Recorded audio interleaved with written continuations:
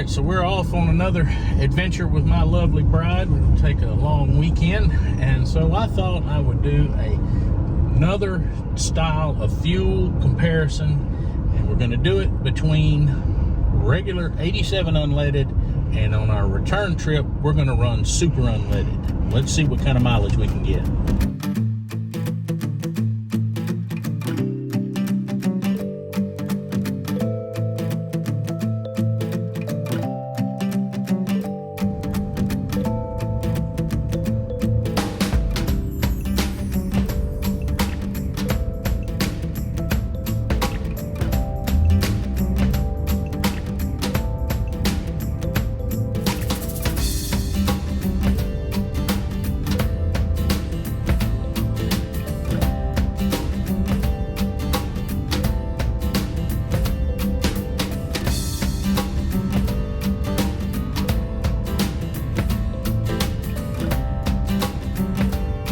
All right, well, it's the next day. We made the 250-mile trip, and according to the vehicle's computer, we averaged about 26 miles to the gallon at this point. It had actually gotten up to 26.5 miles per gallon, and we ran into a bunch of traffic getting to the beach. We are currently at just about half a tank. I'm sitting on a hill, so it's not exactly accurate, but that's about where we're at, about a half a tank of fuel. And we're going to continue on in some local streets and roads and do our runnings today and enjoy the beach and whatnot, and we're going to see what it gets. And like I said, this is a comparison, and we will fill up with super unleaded for the trip home. So let's go.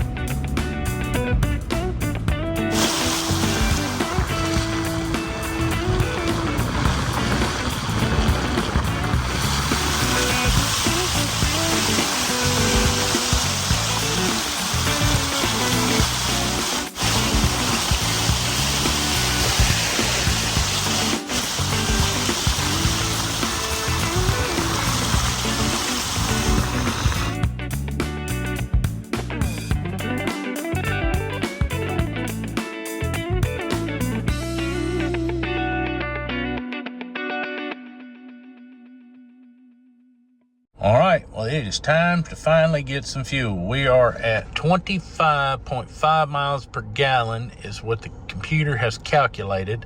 And we are, that angle there is not good. We are just slightly below a quarter of a tank with 39 miles of a DTE, distance to empty.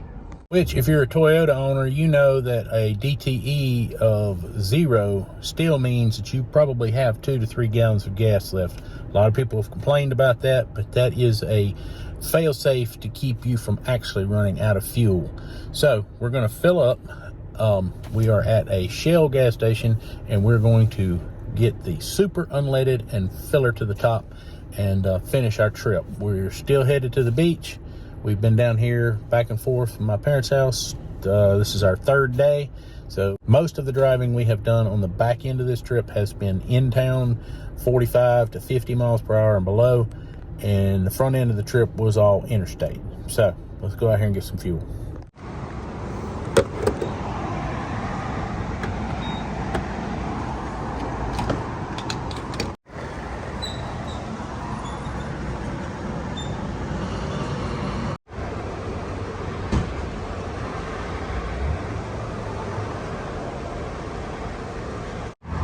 All right, there we go, 57.57, shut off. We're gonna try to take it to just to the next whole dollar.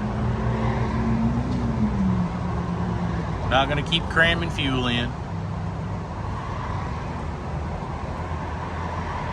58 dollars, which is 14.5 gallons. All right, so you can see I spent another 71 cents a gallon just to be able to do this test. So you can do your numbers. 71 cents times 14. Let's see if it really makes a difference.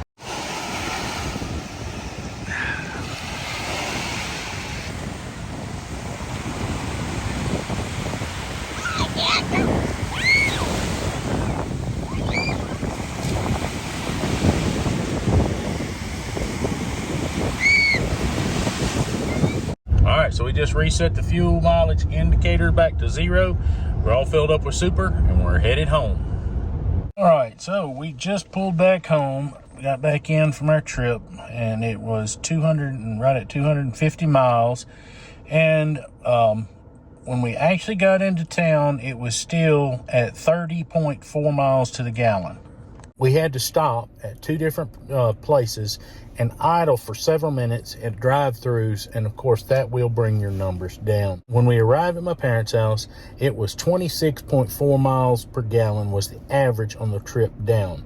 And when I rolled back into town, and had I been able to come all the way home and not have to stop and idle, we were averaging right around 30.4.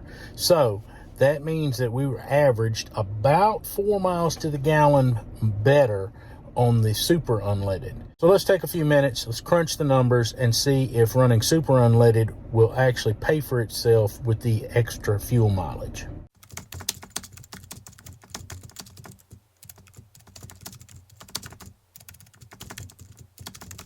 So it took me a good bit more calculating than I expected to come up with a dollar amount to show you the difference between the 93 octane to the 87 octane. I'm going to do my best to try to make sense of this, and hopefully my words and my thought process will come through in the video. Now, so we took the trip from our home in Mississippi to Florida, and from door to door, it is right dead on 250 miles. And then on the trip down, we ran 87 octane and we got 27.4 miles per gallon, okay? On the trip home, we used 93 Shell super unleaded and it got 30.1 miles to the gallon. All of these factors and figures are by the vehicle's computer.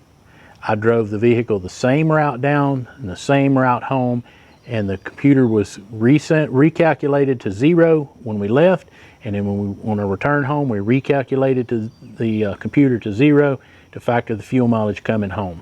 Of course, there are going to be some minor discrepancies here or there, a few tenths one way or the other, but as a rule they should be very, very close. With the 87 at 26.4 miles per gallon, this is an 18-gallon tank, okay? Hypothetically, if you could use all 18 gallons, that is a 475 mile range. Now with the 93 at 30.1 miles per gallon, that gives you over 18 gallons, a 542 mile range, okay? Meaning that you can go 67 miles further on the 93, okay?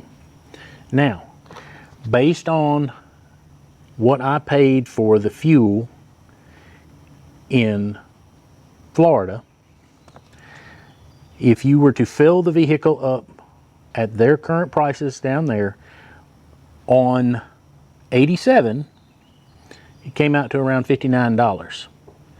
What I paid at $4.01 a gallon, it would have cost $72 to fill this vehicle up, which is a difference of around $13. So you go back and you factor in the 2.22 gallons of fuel that you're gaining the extra mileage on, and that came out to around $8.90, so around $9. So it means that it would actually, dollar for dollar, for the mileage driven, it cost $4 more on an 18-gallon tank of fuel to run super unleaded.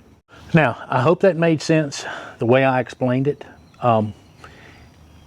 It was surprising to me that we did get up to nearly 4 miles per gallon more using the super.